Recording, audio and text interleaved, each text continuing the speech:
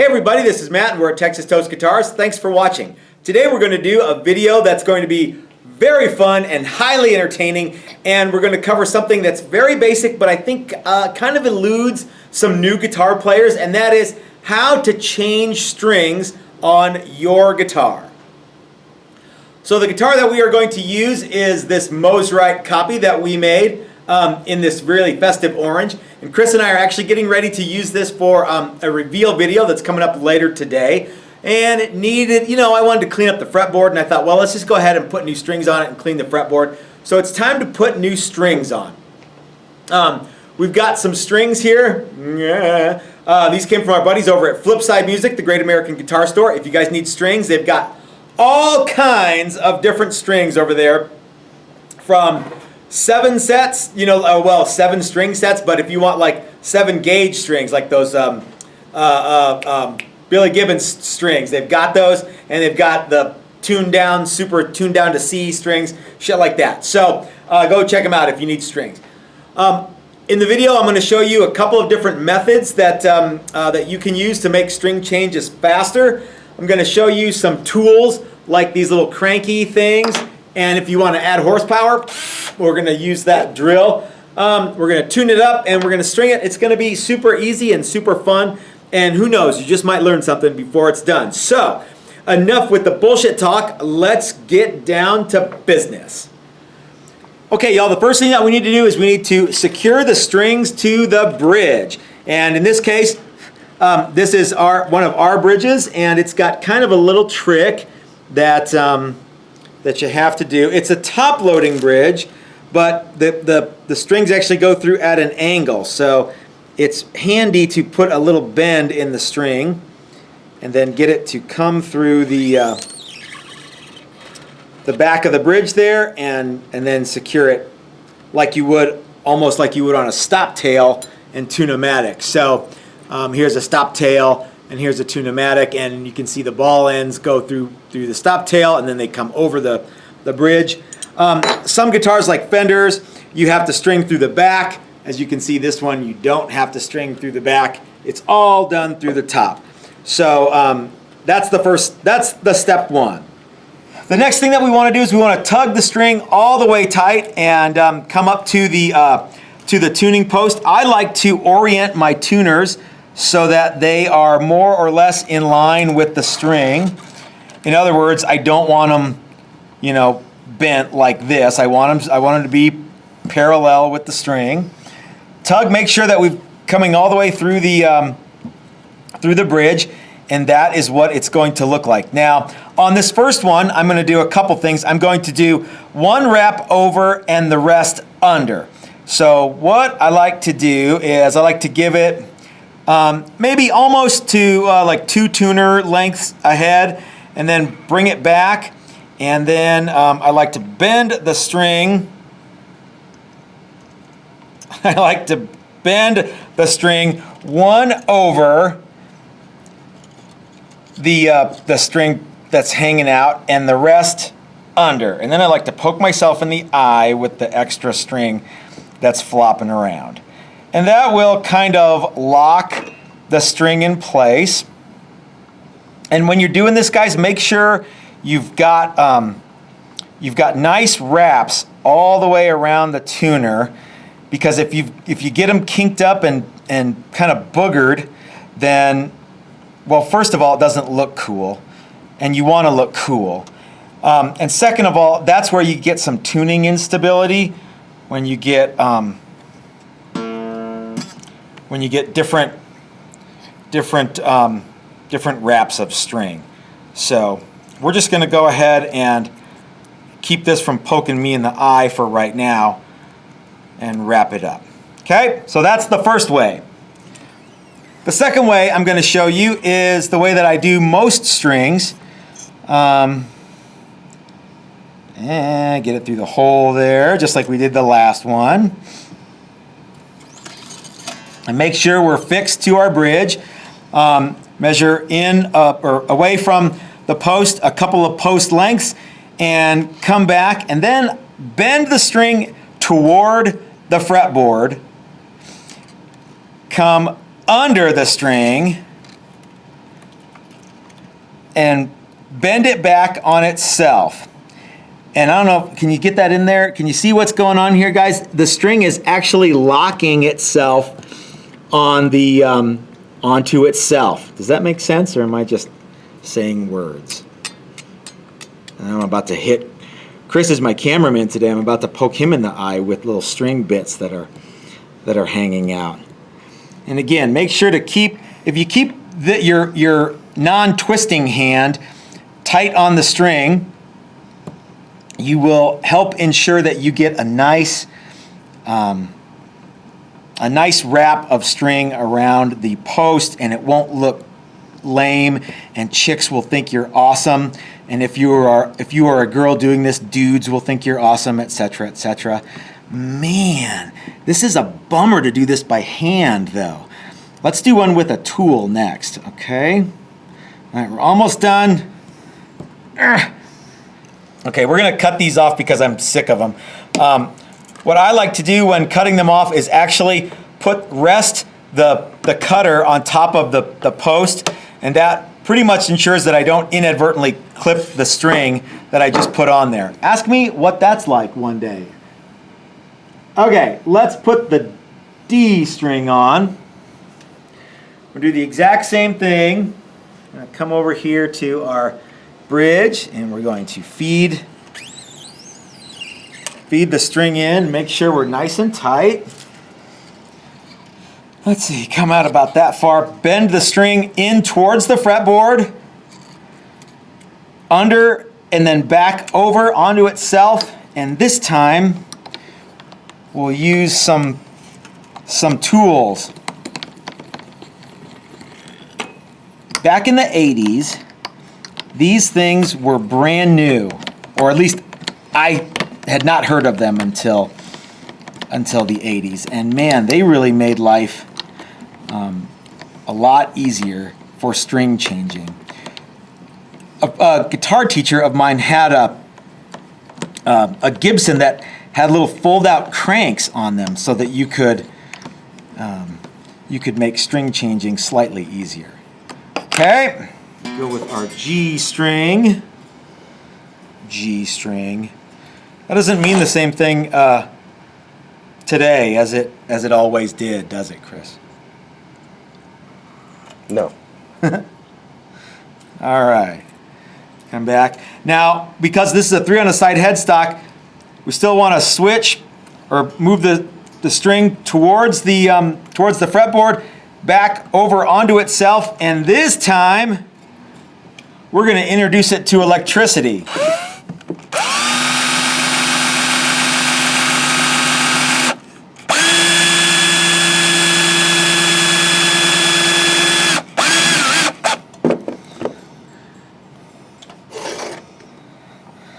So did you guys see how it got squirrely and sideways on me, but I didn't give up. I backed the string off, and I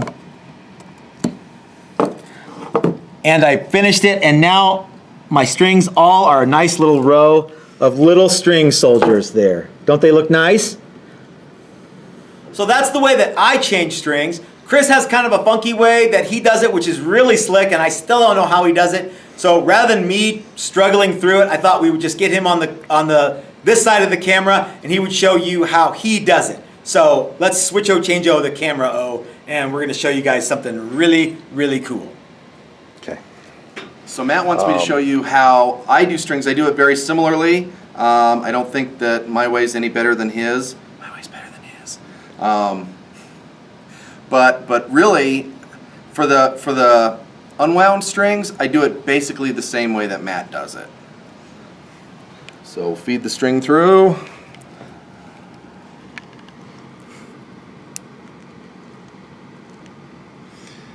I can't see what I'm doing. It's super helpful.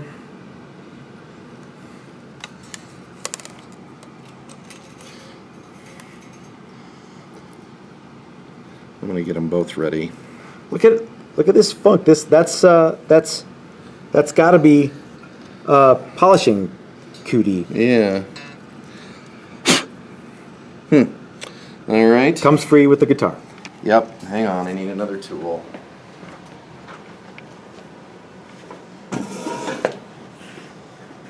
So I thought you didn't use that tool for this process. I bend it, but I don't do it the same, exactly the Okay, same. so see, this is a good thing then. So, okay. You ready? No. I'm all backwards. Okay, you want to switch or something? No, Or? I'm fine. Okay.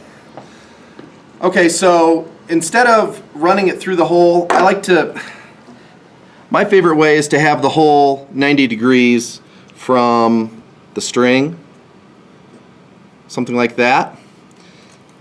And the way I do it is, that's where we're going to mount it. I usually go a post to a post and a half past. And what I'll do is put a 90 degree in the string. Let me see the string, bend the...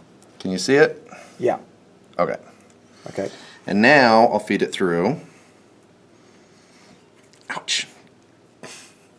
And, oh, I got myself good. Dang. And we'll take a break while I try not to bleed on the guitar. Okay, so I'm done bleeding.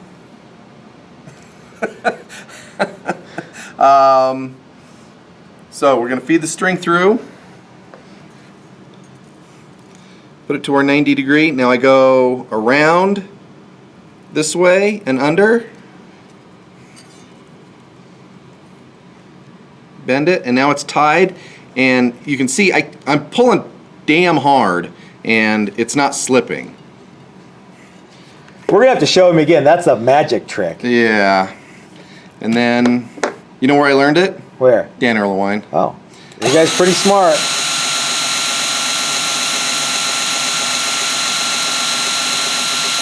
And then the drill, run it down.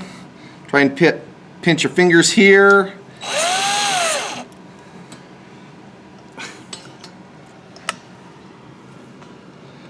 And that's basically it.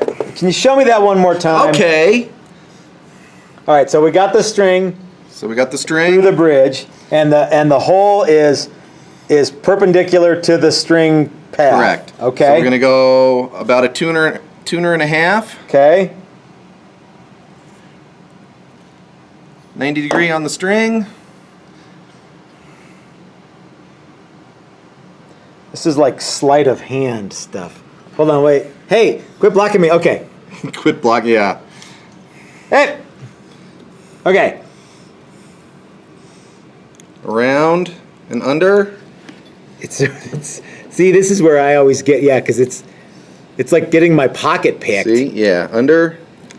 Okay, that's Tied. very different from the way I do it. Is it? Yeah. I think it's ultimately the same basic idea.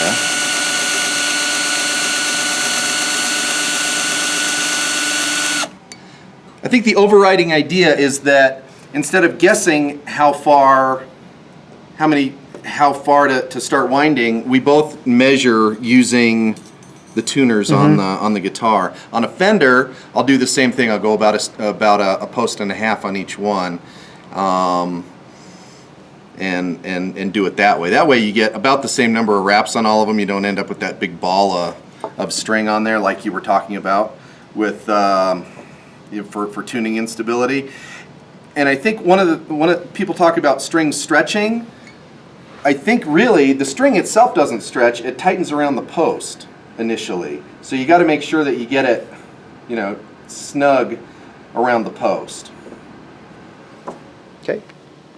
So our strings are all changed. Now the only thing that's left to do is tune everything up, and we are going to be in business. So I am using one of these little snark tuners right now.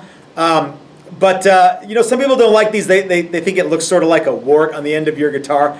You don't leave this on here. If you don't have a snark tuner, you can get something like this Boss tuner, which is, well, it's more, but it's pretty neat, and you can plug directly in from your guitar, or you can set something up on your pedal board to help you tune as well.